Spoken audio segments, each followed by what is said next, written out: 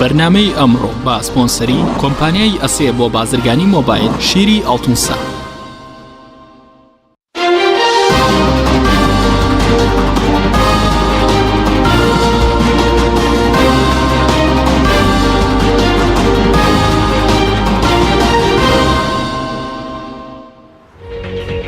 بەناوی خوای گەورە سڵاوتان لێبێت بەڕێزان. وەزیری بەرگری ئەمریکا سەردانی هەولێری کرد و لەگەڵ بارزانی کۆبەوە. بە پێی زانێرەکان وەزیری بەرگری ئەمریکا تاکیدی لە دواخستنی ڕیفراندۆمی هەرێمی کوردستان لەگەڵ بارزانی کردوتەوە. بە میواندەرێک لە بەڕێزان لە سودۆی سەرەکی دکتۆر سعید کاکەی پسپۆڕی سەربازی و استراتیژی، هەروە لە هەولێرەوە دکتۆر سامان شاڵی مامۆستایی زانکۆ و سەرۆکی پێشووی کۆنگرەی نەتەوەی کورد لە ئەمریکا تاوتوی ئەم پرسە دەکەین. سەرەتا راپۆرتێک دەبین، دواتر لەگەڵ میوانەکانمان درێژە بەم پرسە دەدەین. وەزیری بەرگری ئەمریکا سەردانی بەغدا و هەولێر دەکات و پرسی ڕیفراندۆم تاوتوێ دەکات. سەر لە بەیانی ئەمڕۆ جەیمز ماتیس وەزیری بەرگری ئەمریکا بە سەردانە گەشتە بەغدا و لەگەڵ حەیدەرابادی سەرۆکوەزیرانی عێراق تاوتوی شەڕی داعش و ڕیفراندۆمی کرد. بەپێی بەیاننامەی نووسینگەی حەیدەرابادی سەرۆکوەزیرانی عێراق لە کۆبوونەوەکەدا، وەزیری بەرگری ئەمریکا پشگیری خۆی بۆ عێراق لە شەڕی دژ بە داعش دووپات کردوێتەوە و جەختی لەوەش کردوێتەوە ئەمریکا پشگیری دەکات لە پاراستنی یەکێتی عێراق و هەر ڕێو شوێنێک بۆ دابەشکردنی عێراق ڕەت دەکاتەوە.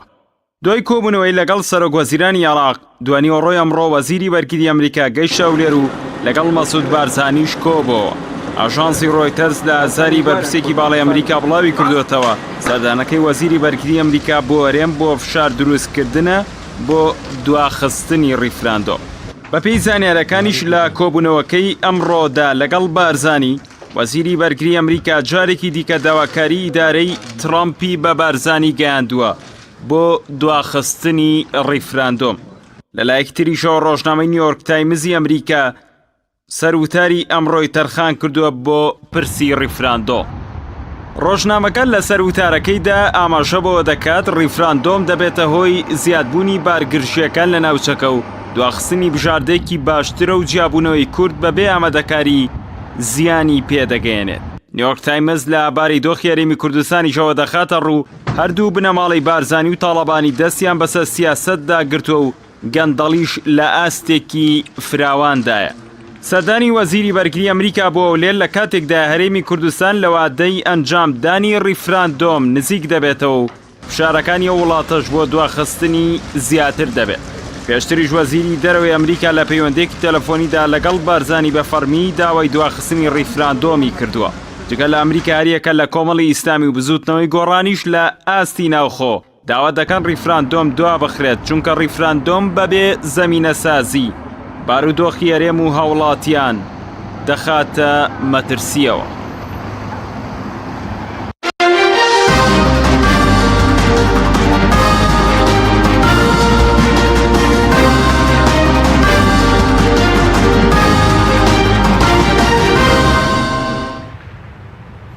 دووبارە سڵاوتان لێبێت بەڕێزان. سوپاس بۆ میوانەکانمان. کاکتۆر بەخێر بێن سەرتا لە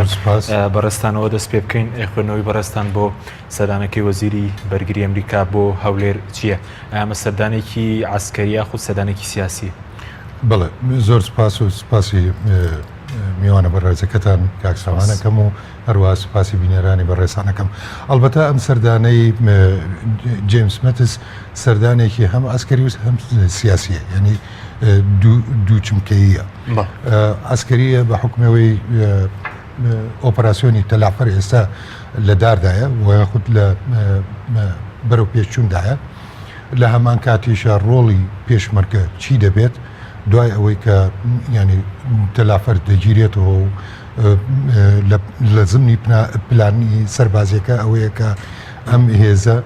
و بەتایبەت حەشری شابی بەرەو زمار و ڕەبیعە بڕۆن کە ئەمەش ڕێگا دەبرێ لەو هێزانەی ئێمە هێزی پێشمەرگە لەو ناوچەیە بەوەی کە هەژمونیان بەسەر شنگالەوە بێت. ئەمە لە بوارە ئەسکەرێکەوە. بوارێکی تریش کە ئیقلیمیە و یاخود هەرێمیە ئەو ڕێکەوتنە سیاسی و سەربازیەی نێوان ئێران و تورکیا کە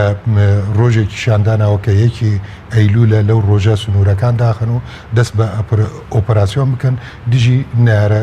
نارەکانی بەڵامەڕێکی فەرمیە کاک دکتۆر بەڵێ ڕانگەیان چێکراوە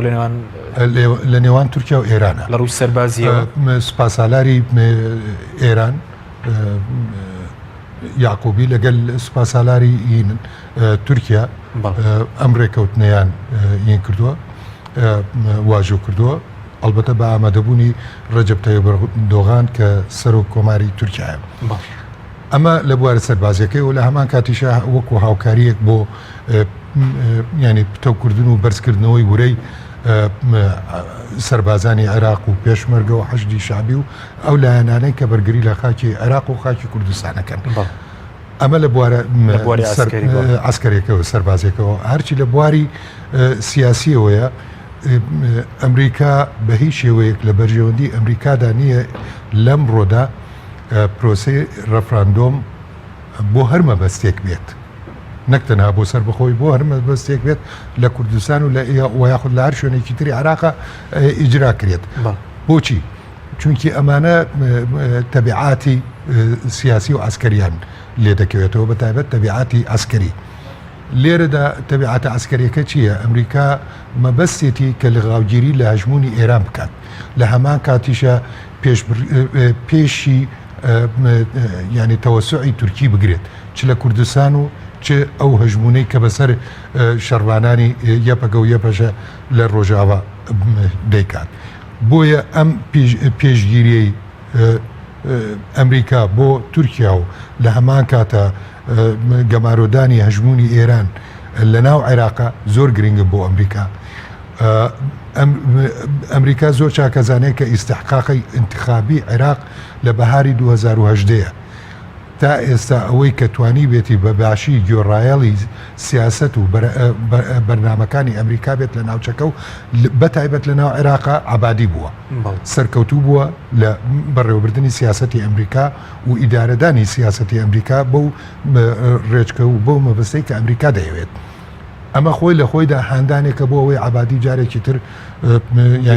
گەرنتی ئەوە بەدەست بێنێت کە لە هەڵبژاردنەکانە سەرکەوێت و ببێتەوە بە سەرۆکی ئەنجومەنی وەزیرانی عێراق بەم لاوە ئەم ڕەفراندۆمە بە هەڕەشەیەکە بەنسبەت ئەمریکاوە خۆم وای ناخوێنمەوە هەڕەشەیەکە بۆ سەر هەژمونی عەبادی نفوزی عەبادی و هەڕەشەیە بۆ سەر هەژمونی زۆر باشە دواتر دێمە سەرەوە کە بۆچی ئەمریکا ئەوەی پێوە گرنگترە لەگەڵێک پارچەی خاکی عێراق بێت نەوەکوێرەمی کوردستان بێتە دەوڵەتێکی سەربەخۆ دواتر گرێم و لای بەڕێزەکە بچین هەولێر لای کاک دکتۆر سامان. کاک دکتۆر زۆر سوپاس بۆ بەشداریکردن لە بەرنامەکەماندا. ئەگەر سەرەتا لەوە دەست بکەی خوێندنەوەی بەڕێزت بۆ سەدانەکەی وەزیری بەرگری چییە؟ ئایا دوای ئەو پەیامانەی ئەمریکا کە داوای دواخستنی ریفراندۆم دەکەن پێ دوایە ریفراندۆم بەڕێوەدەچێت یاخود ئەو سەرکردانی کە برای ریفراندۆمیانە چۆن تەعامل لەگەڵ ئەم داواکاری ئەمریکا دەکەن؟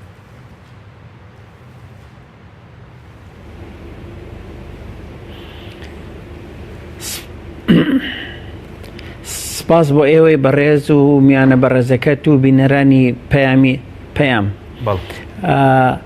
من بەڕاستی خوێنەوەکەم لەگەڵ میانە بەڕێزەکەتا زۆر نزیکە بۆ سەردانەکەی وەزیری دیفاعی بەرگری ئەمریکا. سەردانەکەی بۆ 4 دەوڵەت دەچێ وەکو لە پێشیشەوە بەحستان کرد. هۆی سەردانەکە ئەوەیە یەکەم شت کە شەڕی داعش یان ئرهابی دەولی وەزەخت بخاتە سەر چەند دەوڵەتێک لە منتیقەکە ئەویش لەلایەکەوە رووسایە کە مەسەلەی ئۆکرانیا و هەروەها لە ناو سووریا مەسەلەی مەترسیەکانی تورکیا لە منتیقەکە بۆی چکاوەکو حەلیفێکە لە ناتوایە پشگیری بکە بۆ مەسەلەی بەغا طبعا و مەسەلەی ڕەفراندۆم لە کوردستانە ئەوان وتیانە دوای خەن ئەوان نانوتۆ مەیکەن ئەوان نانوتۆ ئێمە دژین ئەمە زۆر زۆر گرنگە لەم دوو خاڵا نەدژین نە ئەڵێن مەیکەن بەس کاتەکە چووکاوەکو بەڕێزیشی ئاماژەی پێە کەوا عەبادی و انتخابات دەکرێت نەوە عبادی دەرچێتەوە ئەوە هۆیەکی ئەساسیە بۆ ئەوان بۆ ئەوەی جارێ عبادی دەرچێتەوە و مهمترین شتیشە ئەوان بتوانن چۆنەڵی ئێران لە منتقەکە پنجەکانی با بڵین نوێکەکانی ببڕن لە منتقەکە و بە تایبەتی لە ناو عێراقا ئەمە گرنگیەکی خۆی هەیە بۆ ئەوەی یەکپارچەی عێراقی ژمێنێتەوە هەتاکون ئەو کاتەی بەڕاستی ئێران لە ناو عێراقا چۆنەڵی وەزعی زۆر کز بێتەوە چونکە بۆ ئەگەر ئێستا ئەوان لە کورد رازین لە کورد ئەزانن وەزعی کورد چییە بەڵام مەسەلەکەی شیعەکە لە ناو خۆیان ماڵی شیعە کە کراوە ئێستا پارچە پارچەیە ئەو پارچانانەوێت کە عیلاقەی هەیە بە عەرەبی شیعەوە ئەلمانی شیعەی عەرەب کە ڕاکێشن بۆ ناوەڕاست چونکە ئەگەر ئێستا سێ پارچە ببێت کەواتە عێراق بڵین عێراقی شیعە بە هەموو هێزێکەوە ئەچێتە ژێر دەستی ئێرانەوە کە چۆ ژێر دەستی ئێرانەوە بۆ هەموو سەروەت و نەوتە هێران زۆر بەقوە دەکا لە ناوچەکە مەترسی بۆ سەر گەنداوی عەرەبی ئەکات حدودیشی ئەچێتە ئەو ساکە ئەچێتە سەر کوێت و عەفوان سعودیە و هەروەها ئۆردن ئەمە مەترسیەکی گەورەیە بۆ ئەمریکا و مەترسیەکە لەسەر سعودیە و ئەو دەوڵەتانەی کە بن بە بڵین چۆنەڵێ دراوسەی تازە و لەبەر ئەوەیە سعودیەش هەوڵی ئەوە لە عێراقیش نزیک بێتەوە ئەمانە هەمووی ئەوەیە بەڵام ئەوەی کە هاتووە ئەو نامەی هێناوە بۆ سەرکردایەتی کورد یەک سوال دەتوانێت بکرێت ئەوەیە کە باشە ئەگەر ئیستا نەکرێت کەی بیکەین من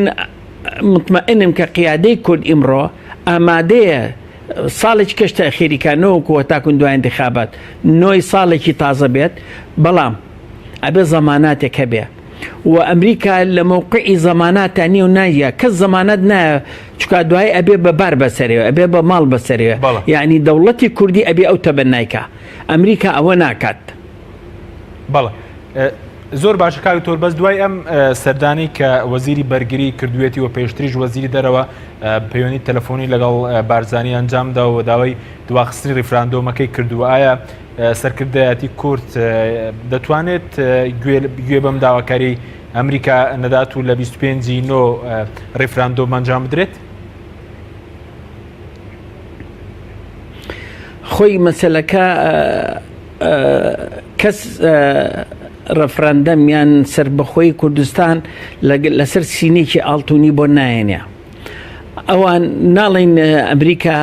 مهم نییە ئەمریکا زۆر گرنگە بۆ ئێمە پشگیری بۆ ئێمە و بڕوا ناکەم ئەگەر ئەعلانی ڕەفراندۆمیش بکەین تەمانەوە پرۆسەیەکە دوای ئەوە خۆوە سربەخۆی هینێ پرۆسەیەکە ئەمە تەفویزێکە بۆ قیادەی کوردی کە بچن مفاوەزات بکەن لەگەڵ بەغا خۆ دەستیان پێ کردو مفاوەزاتەکە لەگەڵ بەغا ئەڵێ نە چونکە انتخاباتی لە بەردەمایە ئەوژەوە ناتوانێ بکە یعنی مۆزوعەکە هەموو لاکان انتخاباتیان لە بەردەمایە بەرژەوەندی خوانیان لە بەرەوە بەڵام ئێمەش کورد ئەبێ وەختێ بۆ خۆمان دابنین یعنی وەختێ بڵین باشە بەڵام ئێمە حەزمان نەکرد ئەم باشە یەکریزی ماڵی کوردی لەگەڵا بواە ئەوە زۆر بەهێزەکردنەوە پەرلەمان کارابکرایەوە هەوڵ هەیە ئینشاءڵڵا ئەمانە هەمووی نزیک بکرێتەوە چونکە ئەوە کارێکی زۆر گرنگە بۆ مەسەلەی سربەخۆیی کۆڵەکەیەکی ئەساسیە بۆ ئەوەی بەرەو ڕەفراندەم بڕۆیت ئەوە دروست ببێت ئەکرێت بەڵام ئەگەر ئەوەش نەبێ تۆ ناتوانانی بۆستی هەتاکون هەموو جومگەکانی دەوڵەتی کوردی ببێت یەکریزی ببێت شەفافێت نەمێنێ حکوومەتێکی نیسانێ یاسا ئەمانە کە هەمووی گرنگن ببێت بەڵام تۆنە لە هیچ عالەمێکە ئەو دەوڵەتەی کە ئەیانوێ بەو شێوەیە بڕوا ناکەم لەم کاتە نزیکا دروست ببێت. کاک دکتۆر زۆر بە کورتی گەر وەڵامی و پرسارم دەیتەوە دواتش دەگەرم بۆ لای بەرز دوایەم فشارانەی ئەمریکا بە بۆ چوونی بەڕێز ڕیفراندۆمەکە دەکرێت یاخود نا لە 25 نۆ.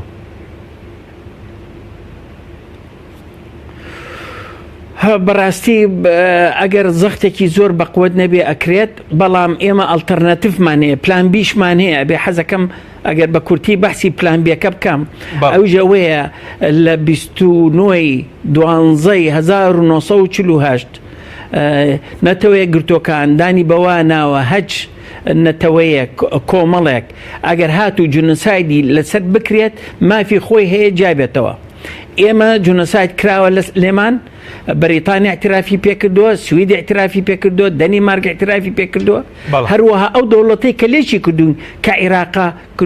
ئەتوانین ئەو یاسا بڕوژێنین بێ ڕەفرەندەم، ئەتوانین ئەوکو بۆ پلان بی ئەبواە زۆر کارمان لەسەر کردا لەوە پێش بە تایبەتی لەگەڵ دۆستەکانمانە فەرەنسا، ئەڵمانیا چەند ئەو اعترافە بەو جونسایدە بکرایە. ئێستا وەزعەکەمان زۆر بەرەو پێشە ڕۆی چووکە، دوو ڕێگات هەیە بۆ سەر بەخۆی. بەڵێ سپاس دەکەم دواتر ڕێگەرم وڵای بەڕێزت کاک دکتۆر سامان. کاک دکتۆر ئەگەر بگەڕێمە وڵای بەڕێزت سەبارەت بەوەی کە پێشتر بۆچی بەلای ئەمریکاوە عبادی گرنگترە لە مەسەلەی ڕێفراندۆمی هەرێمی کوردستان یاخودەوەی کاک دکتۆر باسی کە ئەمریکا زیاتر دەیەوێت بۆ نمونە لانی کەم تا دوای هەڵبژاردنەکانی داهاتووی عێراق لە مانگی 4 ساڵ داهاتوو بەڕێوەچێ ئەم پرسە نەکرێت. بەلای ئەمریکاوە بوونی عبادی لە عێراقا گرنگە، چونکی عبادی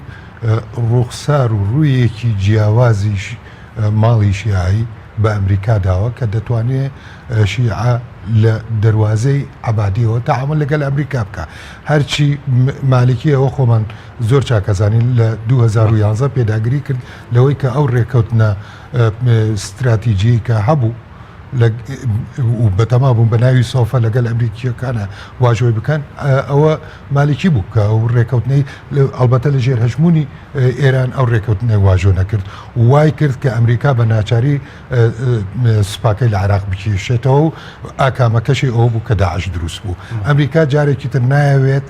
لە عێراقا لەمە زیاتر عێراق وێرانکاری بکرێت، لە عێراقا وێرانکاری بکرێت. ئەمە بەبەستی ئەمریکا نییە، هەر لەم ڕوانگەیەش وەیە ئەمریکا دێت و داوا لە بەرپرسانی هەرێمی کوردستانە کات کە ئەمە نەبێتە داردەستێک و نەبێتە بیانوویەک بۆ ئەوەی شەڕەنگێزی تەرەفی شیعی توندڕە و بەتایبەتی دەبێت ئەو مەتیسی کەمبی کە بنمونە باز دەکە کە دەبێت لە ئێستادا زیاتر تەرکیزمان لەسەر شەڕی داعش بێت. نێومەتیسیانی ئەمریکا چی ئەگەر ڕیفراندۆم لەم ساتە وەختە بەڕێوە بچێت لە عێراق؟ مەترسیەکان زۆرن، چونکی هەستی نەتەوایەتی و هەستی تایفی تەرەفی عێراقی ئەبزوێنێت، خوتوکەیەدات. ئەمە لە خۆیدا ئێمە ینی لەبیری نەچێت داعش تەنها ینی داعش سیمایەکی لایەنی سنەی عێراقا، بەڵام بەو لاشەوە خۆ داعشەکانی شیعەش هەن توندڕەوەن و ڕۆژانە بە چەندین شێوەی جیاواز جینێ و هەڕەشە و گوڕەشە لە کوردەکەن لە هاوڵاتیانی هەرێمەکەن، تەنانەت دەستیشان بۆ خوێنی کورد برد لە بەغا، چەند هاوڵاتیەکی فەیلیان شەهید کرد. ئەمانە هەموو مەترسین. ئێمە دەبێ خوێندنەوەیەکی زانستیانەمان هەبێ بۆ بارودۆخەکە. ئەمڕۆکە وروژاندنی ئەم پرسە لەم کاتەدا وروژاندن و هەژاندنی تەرەفی شیعی توندڕەوی تەرەفی شیعیە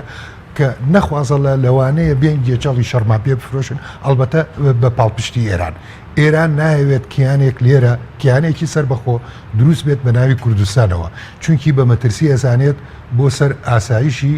بە ناو نەتەوەی خۆی کە کورد بەشێکی گەورەیە لەو نەتەوەیە. ئەوە تا ئێران ڕۆژانە دێت پێکاتەکانی کوردی کوردستانی ڕۆژەڵات بە ناو ناتۆرەی جیاواز جیا دەکاتەوە بۆ ئەوەی قەوارەی کورد بچوو بکاتەوە. ئەمە لە ئێرانە دەیکات، ئەی نەخوازەڵا لە دەرەوەی سنووری ئێران چۆن دەکات. ئەو نەیارەی کە هەیەی لە ناوچەکە و زۆر سەرسەختە زیاد لە 500 ساڵ نەیاری بووە کە تورکیایە ئەمڕۆ دەڕوار ڕێککەوتنی سەربازی و سیاسی لەگەڵ دەکات بۆەوەی پێکەوە ئۆپراسیۆنی سەربازی دژی نەیارە کوردەکانی خۆیان بکەن چ لە ئێران و چ لە ڕۆژ. ئەوەی کە ئۆپراسیۆنی سەربازیەوەی کە ئێران و تورکیا ڕێککەوتن ئەمە حقیقەتی هەیە کە ئۆپراسیۆن ئەنجام بدەن؟ بەڵێ بێگومان و ینی هێزیشیان کۆ کردوێتەوە چ لە قەندیل و چ لە خواکرد و ئەو ناوە بەتەمان ئەو ئۆپراسیۆن لە ینی ناوچەی پیران خانە و حاجی ئۆمەران و سەردەشت و ئەو ناوانە ئەو شوێنانەی کە چالاکی پێشمەرگایەتی تیادەنوێنری ڕۆژەڵات چ لە گرێلەکانی باکوور. بەڵێ ئەمانە دەیانەوە پێکەوە ئەم ئۆپراسیۆنانە بکەن ئەمە یەک دووەم بێنە ناو خاکی کوردستانەوە بە بیانووی ئەوەی کە ئەم لایەنە نایارانە لە خاکی کوردستانەوە خاکی کوردستان وەکو سەرچاوی هێڕش بەکاردێنن بۆ ئەزیێدانی ئاسایشینەتەوەیان کاتێککە دێنە ناو خاکی کوردستانەوە ئێمە ئاگادارین لە 96 تورکیا سێ قاعدەی هەبوو بەڵام ئەمڕۆکە لە 2017 تورکیا 19 قاعدەی سەربازی هەیە لە هەرێمە ئێرانەوە بە تەمایە سێ قاعدەی سەربازی بێنێتە ناو هەرێمەوە بابەر پرسانی هەرێم نکۆڵی لەمە بکەن بەڵام زانیاریە هەواڵگریەکان باس لەمە دەکەن ستانفۆرە باس لەمە دەکات جیمسن تەلەجنسە باس لەمە دەکات کە نیەتی ئەم نارانەی کوردستان و کورد چییە بۆیە ئێمە نابێ بیان و بدەینە دەست نارەکانی کوردەوە بۆ ئەوەی بێن دۆخەکەمان لەمە خراپتر لێ بکەن بیانۆکەش ئەوەیە کە ئەگەر بێت و ئەم ڕەفراندۆمە لە 25 نۆ بکرێت دکتۆر ساماڵ باسی ئەوەی کرد کە دەکرێت ینی ئەگەری ئەوە هەیە وەکو ئەڵتەرناتیڤ ناتیڤێک با ساڵێکی تر دواکەوێت ئەمە شتێکی زۆر باشە یەک ئەم ساڵە مەودای گۆڕانکاریەکان زۆرتر دەبێت دوو ساڵێکت هەیە دەتوانی بەرنامە ریزیەکی زۆر باش بکەی بۆ ئەم ڕەفراندۆمە بە نیەتی سربەخۆیی نەک بە نیەتی تر بەرنامە ریزیەکە چییە تۆ وەکو وتم پێشتر هەفتەیەکە دانەوە بۆ هەولێر بۆ پاکنووس و ناونووس و تۆماری دەنگدەران بەڵام ئەوەت نەکردووە نە لە دهۆک نە لە سلێمانی نە لە هەڵەبجە نە لە گەرمیان و نە لە ڕاپەڕین ئەوەت نەکردووە لە کەرکووک ئەوەت نەکردووە لە شنگال ئەوەت نەکردووە لە دووس ئەوەت نەکردووە لە خانەقین ئەی پێم ناڵێ دە ڕۆژی تر جەژنە لەو 20 ڕۆژە چیت پێ دەکەێت سوپاس دەکەم کاویتۆریە ئەمانە هەمووی ینی ڕێگرن لەوەی کە ئەم ڕەفراندۆمە سەرکەوێت بۆیە ئێمە وەکو بزوتنەوەی گۆڕان و قەناعەتی تەواویشمەیە وەکو کۆمەڵی ئیسلامی ئەمانە دەخوێنینەوە بۆیە داوای دواخستنی ئەم ڕەفراندۆمە دەکەین ئێمە دژی سربەخۆی کوردستانین ئێستا ئێعلانی سربەخۆی کوردستان بکەن من یەکەم کەسم دەبمە سەربازی خۆبەخشی ئەو دەوڵەتە سپاس دەکەم کاویتۆر سامانەکە بگەرم وڵای بەڕێز سەبارەت بە و فشارەی کە ئێستا ئەمریکا هەیەتی ئەگەر کورد مەسەرەن بە گوێی ئەمریکا نەکات ئەمریکا بۆ نمونە چ کارتێکیە کە بەرامبەر کورد بەکاری بینایە هیچ مەترسێک لە سەرەرێم دروست دەکات لەگەری دوانەخستنی ریفراندۆم و ڕازی نەبوون بە داواکاری ئەمریکا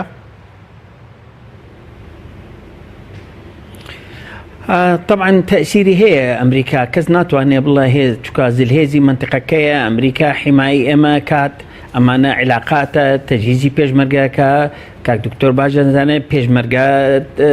تدريبية كا هذه بقوتي عينتها كاريجرية لسر حمونا وشكنو كهر لسر مسألة كرد كإما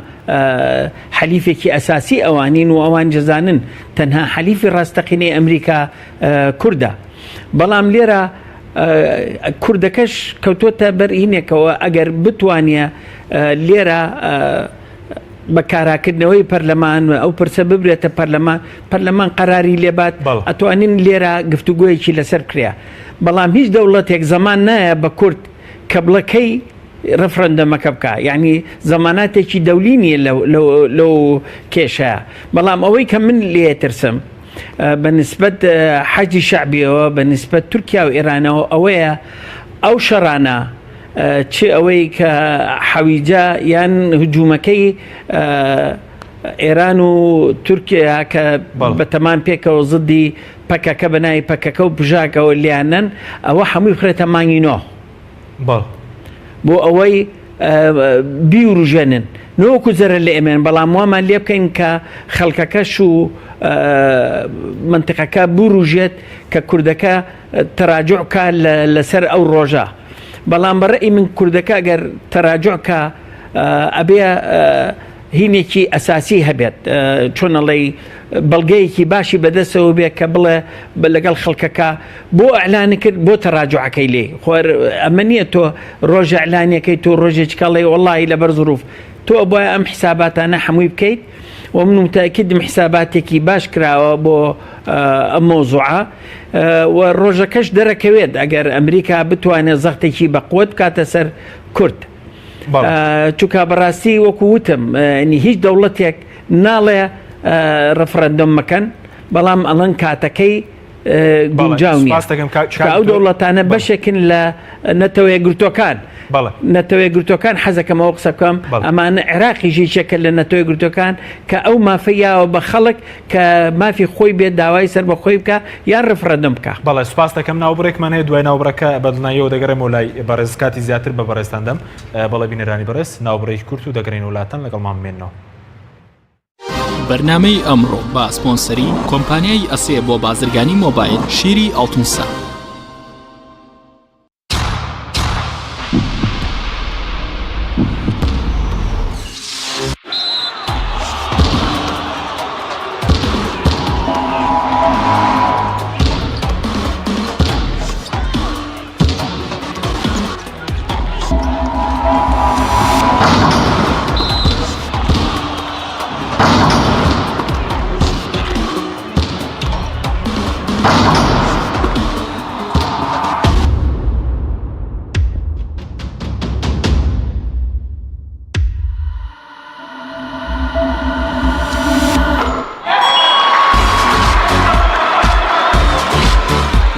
سەرکەوتنە گەورەیە تەنها شیری وشکی ئەڵتونسای تەمێکی ڕاستەقینە و 100% سروشتی نۆشی کەو هەمیشە بە بەهێزی بمێنەرەوە.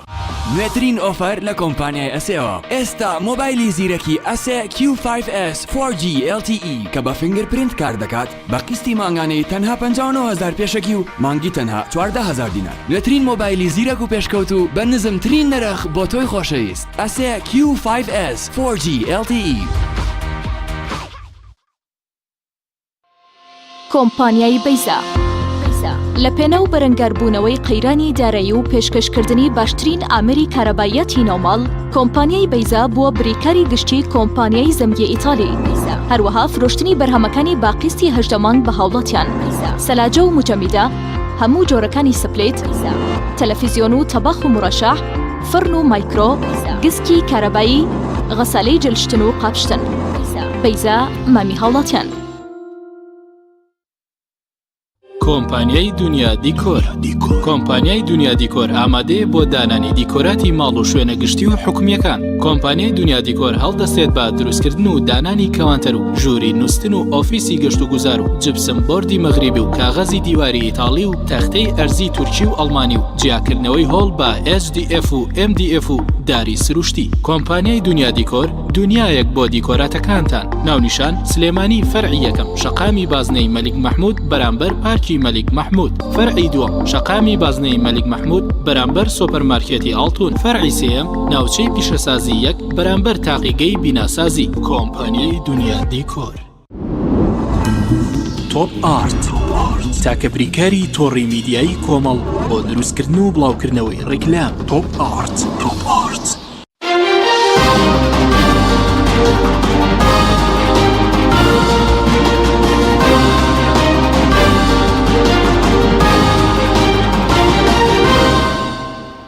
دووبارە سڵاوتان لەبێت بەڕێزان. کاک دکتۆر سامانە گەرک بەرەمۆلای بەڕێزت پێشتر پرسیاریەوەم لێکری سەبارەت بە مەسەلەی بژاردەی دواخستنی ڕیفراندۆم دوایە و ئاستەنگانی کە چ لە ناوخۆ لە سێرێمەتی و نێودوڵەتیش بۆ ڕیفراندۆم هاتوونەتە پێشەوە. ئێستا بژاردەیەکی باش نییە دواخستنی ڕیفراندۆم یاخود ئەو بەڕێز وتت کۆمەڵی حیسابات کراوە لە ئەگەری دروستبوونی کێشا و حیساباتە نەچین کە بۆ نۆم نەکراون لە ئەگەری دروستبوونی بارگژی بۆی مەسەلەی ڕیفراندۆمەوە. والله بەڕێی من یعنی کە قیادەی کوردی ئەو 16 حزبە کە قەراریە ڕەفراندۆم کرێت لە 25 نوە ئەبێ حساباتێک کرابێت بە هەموو ستاندەرێک لە ئەگەرەکانی زەختی ناوچەکە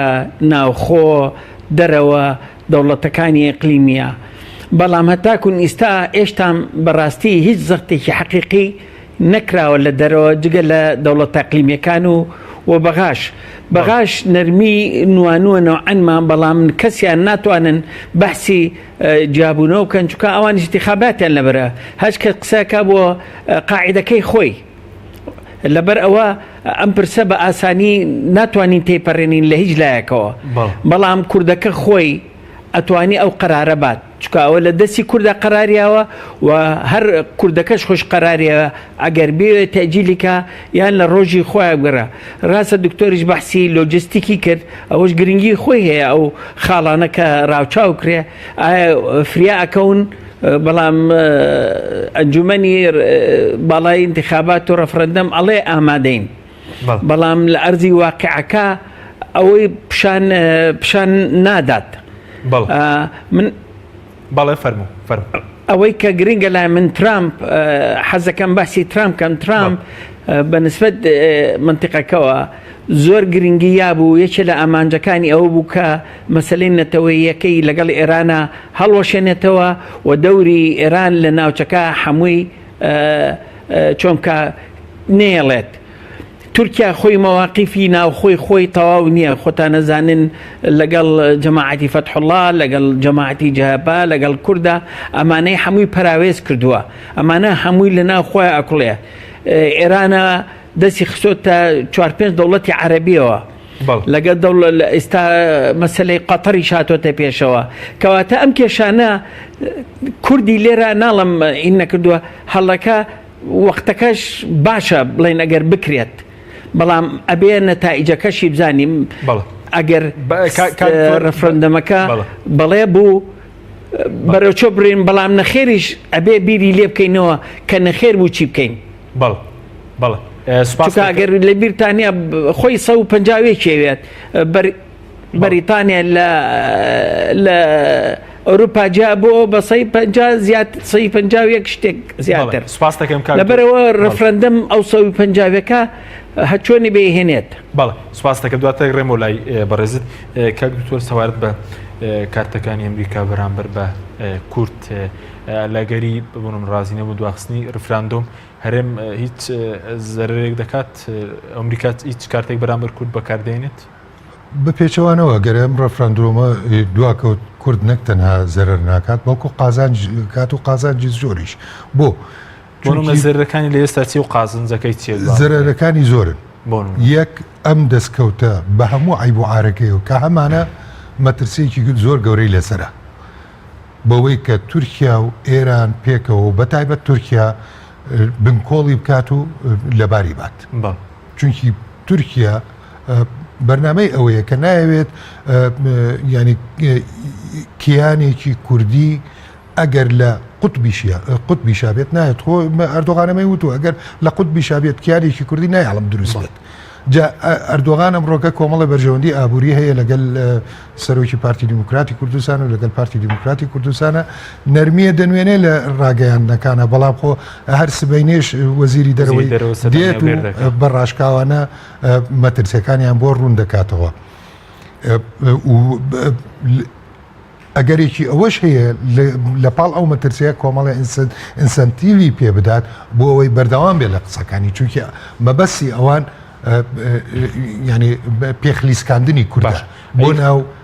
کارەسات و نەهامەت قازانجی چییە بۆ نمونە زوو زابرپرسانیەوەی هەرێم دەڵێن ئەگەر دوا بخرێ ڕێفراندۆمەکە بۆ نمونە بەتا بەرزانی لەگەڵ وەزیری دەرەوەی ئەمریکا پێکتوە زەمانەت چیە زەمانەت چیە بۆ مەسەلەی ڕێفراندۆم ئەگەر دوا بخرێ هیچ زەمانەتێک نییە ئەگەر ناوماڵی خۆتێک ریز نەبێ ئەلبەتە زەمانەتی ڕێفراندۆم دکتۆر سامان ناوماڵی خۆتە دکتۆر سامان زۆر چاکەزانێت کە سیاسەتی دەرەکی ئەمریکا بەندە لەسەر دووشت ئەگەر کێشە هەبوو لە دەرەوە ئیدارەدانی ئەو کێشەیە نەک چارەسەرکردنی و یاخۆت گۆڕینی کانفلیکت ترانسفۆرمیشن ئەمە ناکات بەس ئیدارە کانفلیکت مانجمنت نەکات ئیدارەدانی کێشەکە ئەگەر کێشەکە خۆی ساخ کردەوە بە سڕینەوە بێت و یاخود بە سەرکەوتن ئەو کاتە دێت وەکو دیفاکتۆیەک تەعاملی لەگەڵ دەکات دیفاکتۆ بە مانای ئەمری واقع ئێمە ئەمەمان بینی کاتێکە ئێمەیان لە دەسەڵات ناردە ماڵەوە ئەوەمان بینی ئەمریکا وەکو دیفاکتۆیەک ئەمری واقع تەعاملی لەگەڵ ئەو دەسەڵاتە کرد کە ئەمڕۆکە قۆڕکاری لە کوردستان ئاکات ئەمەمان بینی لە مصر ئیخوانی مسلمین بە هەڵبژاردنە هاتنە سەر دەسەڵات بەڵام ئەسکەر و ئەسکەر سیسی هاتووی انقلابی کرد و وەکو ئەمری واقع سیسی پێ قبوڵە لەوەی کە محەممەد مورسی پێ قبول بێت ئەوە هەڵبژاردن بۆ پرۆسەیەکی دیموکراسی بوو ئەویتر پرۆسەیەکی دیموکراسی نەبووە بەڵام بە ئەمری واقع قوبڵی کردو ئەمەی مانەوەی کاک مەسعود بەرزانی لە دەسەڵاتەکەی وەکو سەرۆکی هەرێم ئەمرێکی واقع بەڵام شەرعێتەکەی نییە ئەمانە پێویست بە زەمانەت ناکە کورد پێویستی بە زەمانەت نییە کورد هەر کاتێک نەخێر پێویستی پێ نییە تەنها زەمانەتێک کە هەیەی بڕیارێکی ئەنجومەنی ئاسایشی نێودەوڵەتیە کە لە ساڵی 91 ژمارەی بڕیارەکە نازانم یا 968 یا 868 شتێکی وایە لەو بڕیارە بە ڕاشکاوی ناوی کورد هاتووە کە کۆمەلگای نێودەوڵەتی بەرپرسە لە پاراستنی ئاسایشی کورد لە پاراستنی ژیانی کورد دکتۆر سامال پرسی جەنۆسایدی هێنایە ئارەوە بەڵێ باسی جەنۆساید کراوە لە پەرلەمانی سویدا لە پەرلەمانی بریتانیا بەڵام وەکو حکومەتی ئەم دوو دەوڵەتە تەبەنیان نەکردووە ئەوەی کە تەبەنیان کردووە بە ناوی Crimes Against Humanity تاوان دژی مرۆڤایەتی ئێمە ئەگەر بێت و بمانەوێت وەکو عێراق ناتوانین ئەم پرسە بجوولێنینەوە بۆ چونکی عێراق ئێمە بەشێک بین لە عێراق چونکی عێراق ئەندام نییە لە محکەمەی لاهای محکەمەی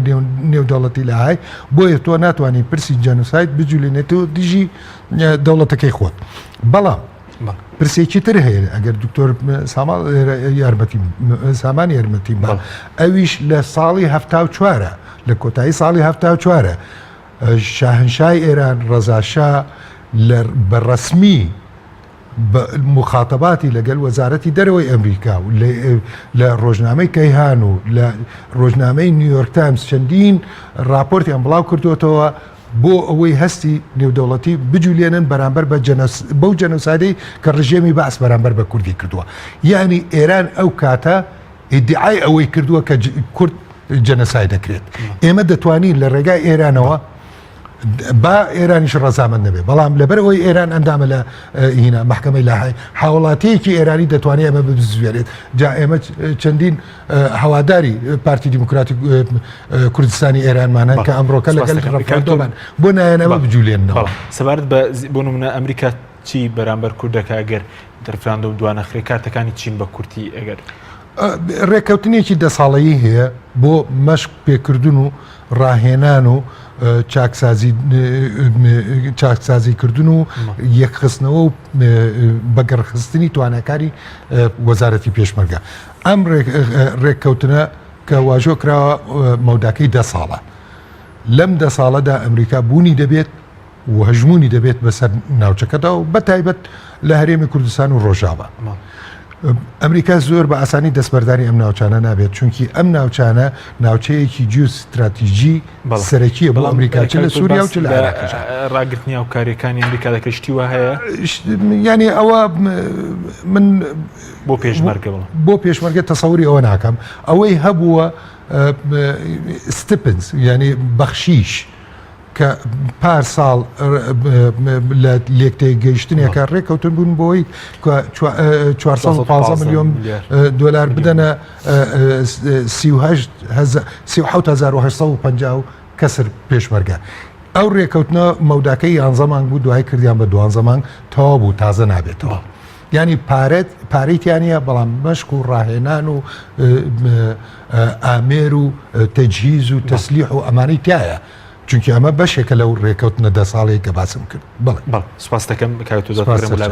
کاک تۆ سامانگە بگرم لای بەڕێزت پێ دوای ئەو هەنگاوی کە ئێستا ئەمریکا دوای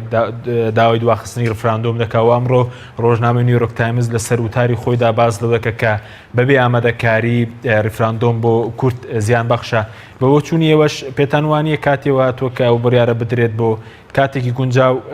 دوا بکرێەوە بەبێ ئامادەکاری کورد ڕۆبەڕووی مەترسی ناکاتەوە لەم کاتەدا خۆی ڕەفرەندەم یان داواکردنی سربەخۆیی بێ مەترسی نابێت بێ قوربانی نابێت ئەبێ هەموو ئەزانین ئەگەر داوای ڕەفرەندەم بکەین یان سربەخۆی بکەین هیچ کاتێک بۆ کورد لای ئەم دەوڵەتانە لای عێراق یان لای تورکیا ئێران سووریا وەقت نییە بۆ کورد نۆکو ساڵێکی تر نۆکو 10 ساڵی تر لەبەرەوە کوردەکە بێ خۆی قرار بە سبینە کۆبنەوە وەفدەکەی کە لە بەغاوە هاتۆتۆ تەقریری خۆیە سەردانەکەی وەزیری بەرگری ئەمریکا لەو کۆبوونایە بەحسەکرێ ئینجان هیوادارین لەم شیکردنەوەی ئەم وەزعە ئەو چۆنەڵێ ئەو کۆمیتەی باڵای ڕەفرەندۆم لەگەڵ حیزبەکانە قرارێ بن ئایا ئێمە بڕۆین لەسەر ڕێیەکەی خۆمان چونکە بەڕاستی ئەبێ جوابێک هەبێ بەڵام من ئەوە ناڵێم کورد قەت وەقتی بۆ دانانێن وەقەتیش وەقت نییە بۆ کورد ئەگەر بە تەمابی چ لەگەڵ ئێرانە چ لەگەڵ عێراقا تورکیا سووریا بڵێن ئەم کاتە باشە بۆ ڕەفرەندەم و بە حیاتیان لەگەڵا نابن وەکو دکتۆریش ئامادەی پیا لەبەر خەڵکەکە کوردەکانی لەو وڵاتانە هەیە لەبەر ئەوە کورد ئەبێ هەنگاوی گەورە بنیە هەنگاوەکەش ئەوەیە کەوتمان کۆڵەکەکەی ئەوەیە یەکریزی ماڵی کورد ئەوە ببێت بەڕاستی من ترسم نامێنێ بەڵێ مادەم ئەگەر زەمانەت بەتابەتی کە بە ئێستا دەسەڵاتداران داوای زەمانەت دەکەن بۆ ڕیفراندۆم ئەگەر زەمانەتەکە ناوخۆیە بۆ لە ناوخۆ خۆیاندا ڕێک ناکەون وە ئەم زەمانەتە بەرز ناهێنن ئەگەر ئەمە زەمانەتی سەرەکی بێ بۆ سەرکەوتنی پرۆسەی ڕیفراندۆم پشتێکی بەقوەتە زەمانەی ماڵی کورد یەکە بەڵام تەجیلبوونی وەختەکە من نازانم ساڵێککە کە داعش نەمێنێت و خەڵکەکە ئەو احتیمامە نایە بە مەسەلەی کورد تێگەی و عێراقیش بەهێزترە بێتەوە ئەو ساکە ئەو زاڵە بێ بەسەرتا ئێستا تۆ نەدی لەگەڵیا دکتۆر لە منە باشترزان لە مەسلەی عسکەریە ئێستا ئەتوانین بەڵام ئەوەیە تەیرانی ئەوان بەقوەتە ئێمە تەیرانمانێ دیفاع لە خۆمان بکەین ئەوەیە دووەلی حولەفا ئەو ئاسمانەیمان بۆ بپارێزێت ئەتوانین لە خۆمان دیفاع لە خۆمان بکەین بەرامبەر حەجی شعبی یان هەج هێزێکی کە بێوێ دەستمان بەو بەرێ بەڵێ کاکتۆر بە کورتی دواپرسیارم بە خوێنەوەی بەڕێستان دوای ئەم هۆشداری ئەمریکا بۆ دواخستنی ڕیفراندۆم ئێستا کورد ئەوانەی کە بڕیار ڕیفراندۆمیان داوە بەردەوام بن مەترسیە لەسەر ئەم پرسە یاخود بکرێت دەم پرسە لە 25 وڵا خۆی هەموو شتێ مەترسی هەیە ئەگەر ئەوانش بڵێن یان نەڵێن بیکەی مەترسی هەیە لە دەوڵەتەکانی ئەقلیمیەوە بەڵام چی ئەەکەیت یعنی کە نەیکەیتە تاکوون کەی ئێمە بڵین وەختی نییە کاتی نییە ئێمە کە ئەعلانی ڕەفرەندۆممان کرد جاران ئەنووت کورد خەوە بینێ بە دەوڵەتی کوردیەوە ئێستا خەو نابینێ ئەو خەوە بۆ بە ئامانج هەدەف ئەبێ نەخشە ڕێگایەکی بۆ بری ئەو نەخشە ڕێگایە بە هەموو دائەنرێت و هیوادارم بگەینە ئەوەی کە ئەم میلەتە پێکەوە کۆکاتەوە بۆ ئامانجێکی پیرۆزی وەکو سەر بەخۆی میلەتەکەمان سوپاس دەکەم کاکتۆر دواپرسیارشم بۆ بەڕێستان بەم حاڵەوە چوون بۆ ڕیفراندۆم شکستە بێگومان شکستە تۆ هەر ئاهات بڕوانە لەم پرۆسەیە تۆ یاریکەرێکی فوتبۆڵێنیت و گەیمێکی زۆر ینی یاریەکی زۆر سەختت لە پێشایە ئەگەر پێشتر بۆ سەعات و 2 سەعاتێک ئەحمان نەکرده بێت یەکسەر بچیتە ناو گەمەکەوە تووشی تەشە نوجات نابیت ینی تووشی شکست نابیت بێگومان بەڵێ ئەگەر هەنگاوی گەورە هەڵبیت بێ ئەوەی مەودای هەناسەتە بێت ناکەویت بێگومان دەکەویت ئەمانە مەترسیەکانن ئێمە دەمانەوێت بە شوێنەی ئەم پرۆسەیە بکەین 26 ساڵە کورد لێرە لەم ناوچەیە حکومەکات ینی قابل لە 26 ساڵە کورد دەرکی بەوە نەکرد بێت دەبێ ڕەفراندۆم بکات ئایا ئێستا دەرکی بەوە کردووە باشە خۆ مەترسی ئەگەر باسی مەترسی لە ناوچوونی داعش بکەین خۆ پێش دەستپێکی شەڕی داعش و لە گەرمەی شەڕی داعشە من چەندین جار چ بە نووسین چ بە چاپێکەوتن باسی ئەوم کردووە کە ئەم کرایسسە ئەم ئەزمەیە دوو دیوی هەیە دیوی دەرفەتی هەیە و دیوی مەترسی هەیە ئێمە نابێت لە مەترسیەکان بترسین ئەبێ دەست بۆ دەرفەتەکان برین ئێستا کە شەڕەکە تەواو بووە پاشی تڕێ خەپشەی بڕێ بەڵێ بەڵامەوە دەونی دەستیان بۆ دەرفەتەکە بردووە دەرفەتەکە شەڕەکە وانەما